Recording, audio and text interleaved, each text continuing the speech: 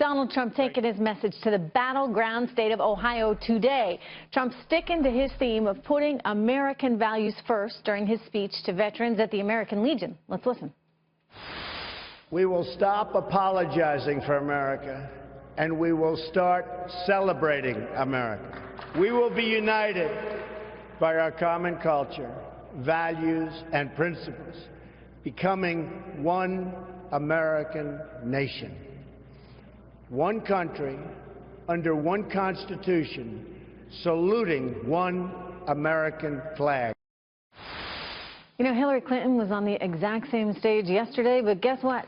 Her message, entirely different. In fact, she took her entire time there at the podium to do nothing but bash Trump.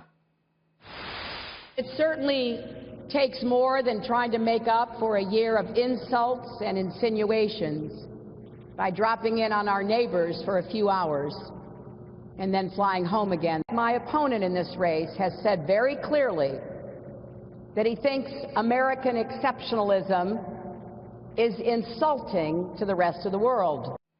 All right, for more on all of this, I'm joined by Trump Foreign Policy Advisor, Rear Admiral Charles Kubic. Good to have you here.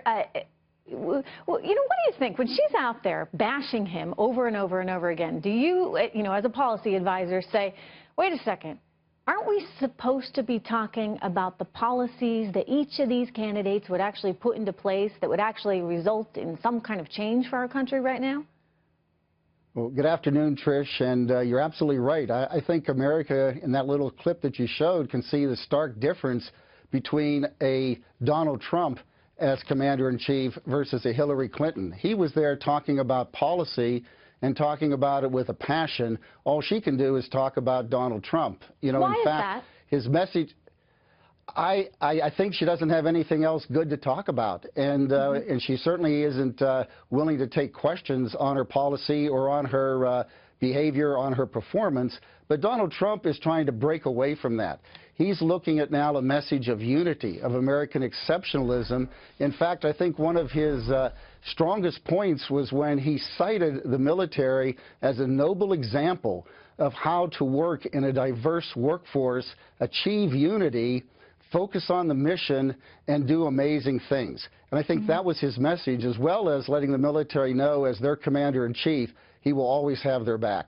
You know, one of the things that I found surprising throughout all of this is how easy people seem to think it is to poke holes at Donald Trump in terms of what they call his lack of policy.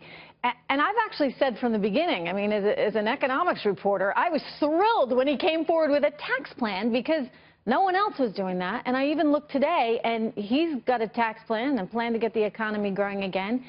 Yet she has not yet told us even what her corporate income tax rate would be, or what the 8 different brackets she's come up with, what those rates would be. And from a military strategy, which is something that I know you are certainly an expert in, she also hasn't really told us, other than, we're going to have these coalitions and we're going to work together.